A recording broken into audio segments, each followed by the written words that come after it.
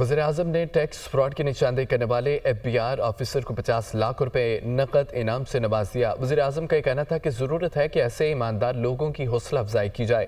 Tax چوری کرنے والوں اور ان کی معاونت کرنے والوں کو کڑی سزا دلوائی جائے گی۔ رپورٹ دیکھیے۔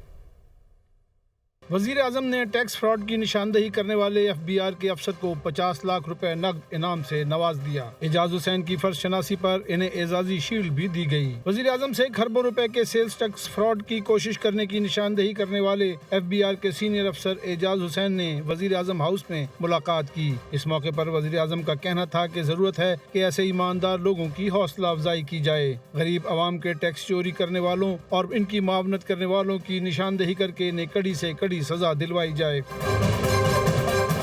وزیر اعظم کو بریفنگ میں بتایا گیا کہ سیلز ٹیکس چوری کے لیے ایک 80 برس کی خاتون کے کوائف کو استعمال کیا گیا۔ 4 مارچ 2024 کو اعجاز حسین نے ٹیکس فراڈ کی اس کوشش کی نشاندہی کی۔ ابتدائی طور پر 37 کروڑ منتقل بھی ہوا، جس کی ریکوری کا عمل جاری ہے۔ ٹیکس فراڈ کی کوشش میں ملوث مرکزی ملزم کو گرفتار کیا جا چکا ہے۔ وزیر اعظم نے ہدایت کی کہ تفصیلی تحقیقات کے بعد ٹیکس فراڈ کی کوشش میں مبینہ معاونت کرنے والے ایف بی آر کے حکام کی نشاندہی کر کے انہیں بھی قرار واقعی سزا دلوائی جائے۔